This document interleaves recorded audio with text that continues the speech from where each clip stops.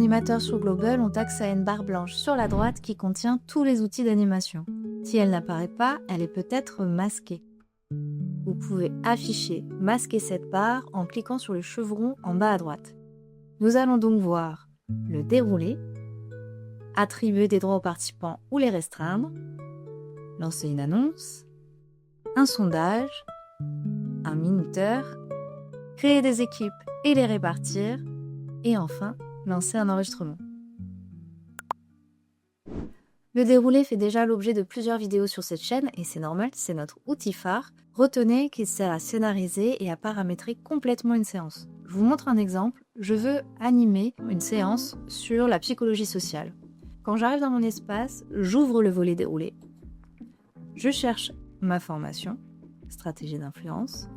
Et là, vous voyez qu'elle contient plusieurs étapes, plusieurs phases. Je la démarre. Ça charge les contenus et le décor. Et vous ne le voyez pas, mais j'ai également paramétré les droits des participants pour chacune des étapes.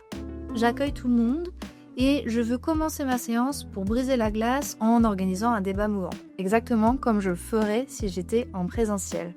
Pour ça, j'ai juste à cliquer sur Suivant, à droite, pour changer le décor et faire apparaître un nouveau contenu.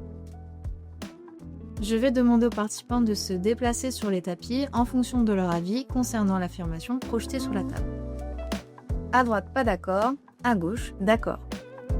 Lorsqu'ils sont en activité, je vais aussi pouvoir faire apparaître les tables de sous-groupe ainsi que leur contenu de travail sans avoir à me déplacer dans l'espace.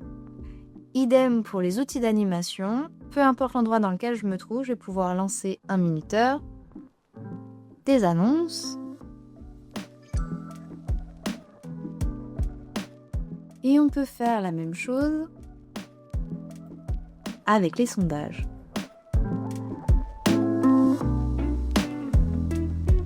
En clair, vous concevez une seule fois votre séance et vous la lancez autant de fois que vous voulez avec des groupes différents.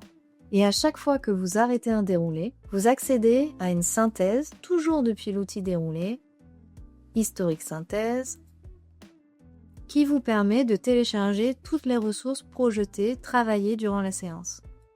Avec y compris les résultats des sondages, le replay si vous avez lancé un enregistrement vidéo, les temps de présence et une fiche récapitulative que je vous laisse découvrir.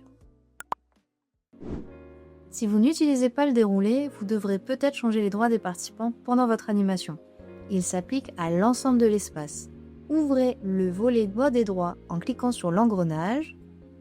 Nous avons 4 niveaux de droits, du plus restrictif en bas au plus laxiste en haut. Si jamais vous avez un doute, survolez les i bleus pour découvrir les droits associés. Et pensez bien à appliquer lorsque vous voulez changer un droit. Pour mieux comprendre les droits, on va se mettre dans la peau d'un participant. Enlevez la main, vous voyez que ma participante ne possède plus le bouton micro et caméra en bas, ni même de plus bleu pour projeter un nouveau contenu. Elle ne peut que demander la parole. En bref, c'est le droit typique des webinaires qui sont plutôt descendants. En parole uniquement, les boutons micro et caméra sont disponibles, par contre toujours pas de plus bleu et surtout, si vous diffusez un PDF, elle ne peut pas faire défiler les slides.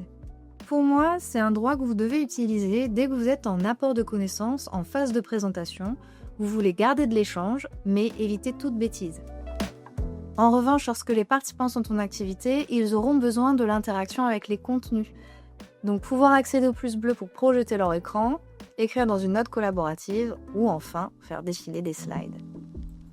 Et si vous souhaitez qu'ils puissent consulter en autonomie plusieurs contenus, il faudra leur donner l'accès à la bibliothèque de la table qui se trouve au survol de la table et qui permet donc de naviguer entre les contenus. Nous avons également 2 modes d'animation. Par défaut, nous sommes toujours en table indépendante, c'est-à-dire que les contenus et les échanges sont propres à chaque table. En revanche, lorsqu'on passe en table synchronisée, c'est comme si on ouvrait les portes. Toutes les tables peuvent s'entendre et elles regardent le même contenu.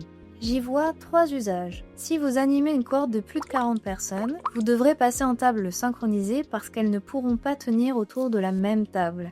La 41e personne est en effet envoyée automatiquement sur une autre table et donc si vous voulez continuer à lui parler, il faudra changer de mode. Si vous animez par contre avec de plus petits groupes, servez-vous de la table synchronisée pour rappeler des consignes à l'ensemble des tables ou bien pour organiser un débrief entre deux activités sans avoir à ramener les participants sur la table centrale à chaque fois.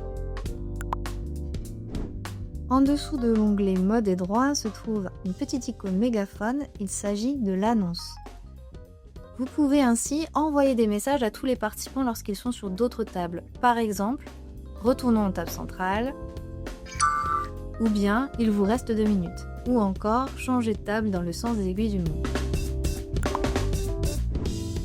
L'icône avec les 3 barres représente l'outil sondage. Chaque fois que vous créez un sondage, il va s'enregistrer dans un petit dossier sondage personnel. Ainsi, vous pouvez les relancer autant de fois que vous le souhaitez. Par exemple, il apparaît pour tous les participants en bas à gauche. Et lorsqu'il valide, vous avez les résultats en direct dans le volet à droite. Nombre de votants. S'il est satisfaisant, vous pouvez arrêter le sondage, plus personne ne peut y répondre. Et si vous le souhaitez, vous pouvez projeter les résultats sur la table. Ces résultats sont exportables et vous pouvez retrouver également l'historique des résultats. Plutôt que de dire à vos participants « on se retrouve à 15h15 », vous pouvez lancer un minuteur dans tout l'espace. Cliquez sur l'icône sablier, entrez la durée souhaitée, par exemple 15 minutes, puis cliquez sur Play. Il apparaît en bas de l'écran et il est assez discret pour ne pas stresser les participants. Vous pouvez le mettre sur pause ou bien même le réinitialiser. Lorsqu'il sonne, vous allez voir, c'est assez discret.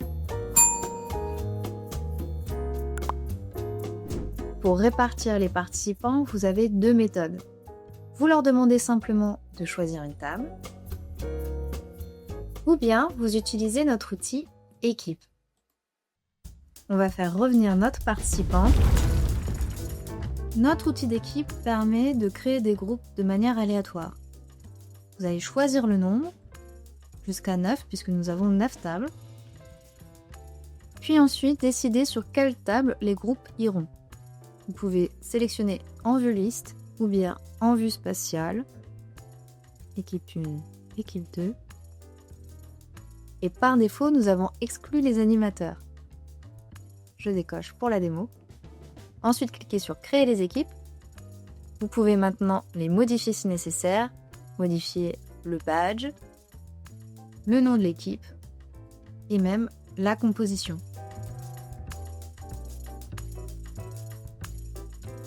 Si la totalité de la répartition ne me plaît pas, j'ai la possibilité de recomposer totalement les équipes de manière aléatoire. Si tout me va, je fais enregistrer et afficher. Maintenant, nous disposons chacune de notre petit badge sur notre bulle qui se retrouve aussi sur les tables et dans l'onglet participants.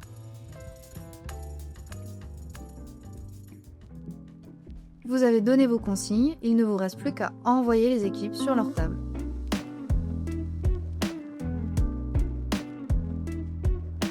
À la fin d'une activité, garder l'affichage des badges peut être utile pour la restitution. Vous saurez quelle équipe vous êtes en train d'interroger. Ou bien même pour pouvoir organiser des débats ou des challenges. Équipe 1 contre équipe 2. Et si vous arrêtez une équipe par mégarde ou parce que vous avez une pause plutôt longue, vous avez la possibilité de relancer une équipe directement après. Il vous suffit de cliquer sur l'historique, de choisir l'équipe que vous voulez relancer. Vous pouvez vérifier la composition, puis de cliquer sur l'icône « Relancer ». Et on est reparti avec exactement la même composition. Et on termine enfin par l'enregistrement. Petite précision, l'enregistrement se fait par table, c'est-à-dire que vous devez vous rendre sur la table que vous souhaitez enregistrer pour le lancer. Nous avons 2 types d'enregistrement, la transcription, qui vous permettra de faire des résumés de vos séances, et le replay vidéo.